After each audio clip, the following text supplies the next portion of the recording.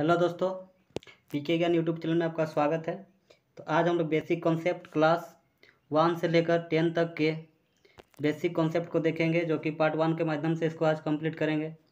तो सब इसमें नंबर सिस्टम से रिलेटेड प्राकृतिक संख्या, पूर्ण संख्या, परिमेय संख्या, सम संख्या और विषम संख्या, फिर भाज्य संख्या, अभाज्य संख्या और अभाज्य संख्याओं का जानकारी इसमें हम लोग करेंगे।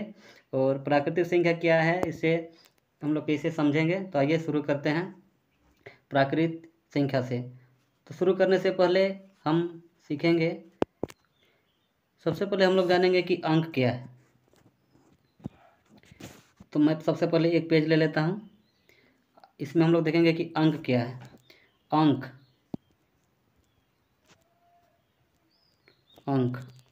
अंक मतलब डिजिट। क्या होता है? डिजिट वह संख्या जो 0, 1, 2, 3, 4, 5, 6, 7, 8, 9, इन संख्याओं को हम क्या कहेंगे? अंक कहेंगे। अगर 10 तक जाए तो ये क्या संख्या बन जाती है। तो 10 को हम अंक नहीं कहेंगे, क्योंकि 10 1 और 0 से मिलकर ही बनी है, तो इसको हम अंक नहीं कर सकते हैं। ठीक है, तो 0 से लेकर 9 तक की अंकों को क्या कहेंगे? हम अंक कहेंगे। ठीक है, तो संख्या किसे कहेंगे? अगर हम लोग संख्या की बात करें तो संख्या उसे कहते हैं नंबर। संख्या उसे कहते हैं जो 0 से लेकर 9 तक के अंकों से मिलकर जो संख्या बनती है। यानी कि कहा जाए तो 10 से शुरू होकर 11, 12, 13, 14 ऐसे लिखते लिखते हम अनंत तक संख्या को लिख सकते हैं या बना सकते हैं। तो जितनी भी हमारी संख्या होंगी वे 10 से लेकर शुरू होकर 0 से 9 तक ही में ही संख्या बन जाएंगी। तो आशा करता हूँ कि आप समझ गए होंगे इसकी संख्या क्या है। संख्या वह है जो 0 और 9 से मिलकर ही बनी है, तो उसे हम क्या कहेंगे? संख्या कहेंगे। तो 1 और 0 से मिलकर एक संख्या बनी, 1 और 2 इससे मिलकर एक संख्या बनी, तो इसको ही हम क्या कहेंगे? संख्या कहेंगे। ठीक है,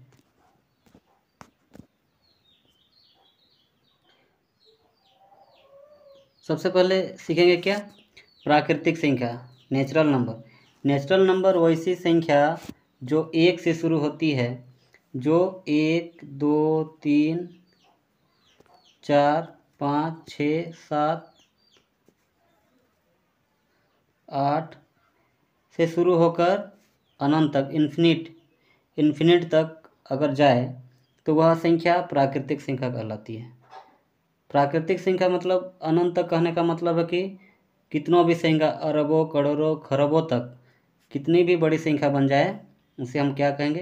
प्राकृतिक संख्या कहेंगे, नेचुरल नंबर कहेंगे। फिर नेक्स्ट है पूर्ण संख्या, वोल नंबर। तो वोल नंबर उसे कहेंगे जो 0 से शुरू होगी। किसे शुरू होगी? 0 से शुरू होकर 1, 2, 3, 4, 5 लिखते हुए अनंत तक जाए तो उसको हम क्या कहेंगे? पूर्ण संख्या कहेंगे। पूर्णांक संख्या को क्या इंग्लिश में कहते हैं? Integer numbers. क्या कहते हैं? Integer number. वैसी संख्या जो कि 0 से लेकर इधर 1, 2, 3, 4 होते हुए इन्फिनिट तक, अनंत तक, फिर 0 से लेफ्ट साइड यानी कि इधर लेफ्ट साइड -1, -2 लिखते हुए अनंत तक, तो इसे हम क्या कहेंगे? पूर्णांक संख्या कहेंगे। अगर हम इसको संख्या रेखा पर प्रदर्शित करना चाहें तो संख्या रेखा पर हम लोग प्रदर्शित करना चाहें तो संख्या रेखा में हम पूर्णांक संख्या को हम संख्या रेखा में अगर प्रदर्शित करना चाहें, पूर्णांक संख्या रेखा में अगर इसे हम प्रदर्शित करना चाहें तो क्या होगा कि जैसे कि अगर मिडिल में 0 है तो इधर 1 2 3 4 होते हुए इधर अनंत तक इन्फिनिट तक जाएगी। फिर अगर -1 लेफ्ट साइड, इधर लेफ्ट साइड, इधर क्या है राइट साइड, 1 -1 -2 से शुरू होते हुए अनंत तक, इन्फिनिट तक,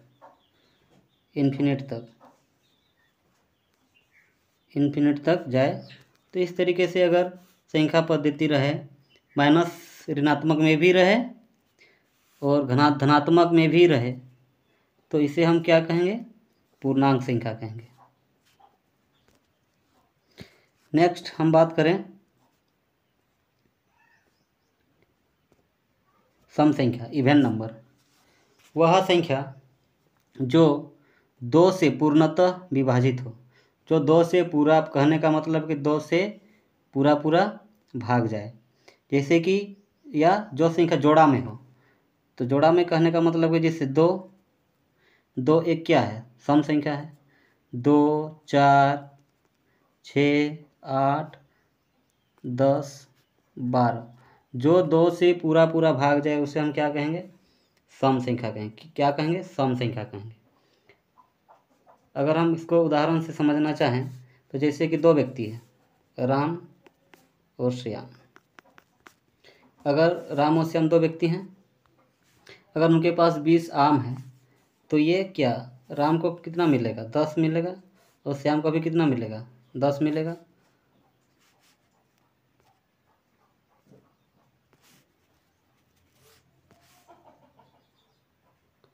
श्याम को भी कितना मिलेगा? 10 मिलेगा। तो इसमें क्या, समान रूप से विभाजित हो रही है। इसको भी 10 मिला, इसको भी 10 मिला। तो जो संख्या पूर्ण रूप से विभाजित हो तो वह संख्या क्या कहलाती है? सम संख्या कहलाती है। क्या कहलाती है? सम संख्या कहलाती है। तो इसे क्या कहते हैं? इवन नंबर्स कहते हैं। तो 2 4 6 8 10 से शुरू होते हुए उधर 20 22 24 26 28, ये सभी क्या, ये सभी सम संख्याएं हैं। विषम संख्या, ओड नंबर। ओड नंबर वह संख्या जो 2 से पूर्णतः विभाजित ना हो, जैसे कि 1 3 5 7 9 11 होते हुए उधर अब जितनी भी बड़ी से बड़ी संख्या लिख सकते हैं, लेकिन वह क्या होगी कि वह 2 से विभाजित ना हो। कहने का मतलब है कि अगर 2 व्यक्ति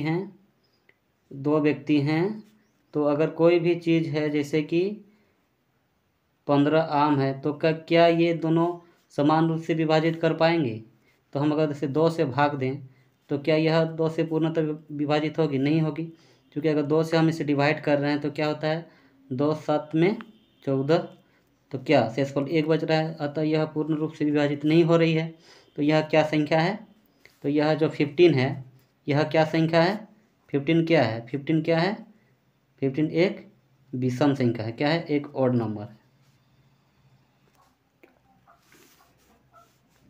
अभाज्य संख्या, इसको इंग्लिश में क्या कहते हैं? Prime number. वह संख्या जो सवा से और 1 से विभाजित हो तो वह संख्या क्या कहलाती है? अभाज्य संख्या कहलाती है। अभाज्य संख्या की अगर हम बात करें तो 2 हुआ, फिर 3 5 7 फिर 11, तो ये क्या है? अभाज्य संख्याएं हैं। ये क्या है? अभाज्य संख्या है। अगर हम लोग बात करें सबसे छोटी अभाज्य संख्या की बात करें तो क्या होगी?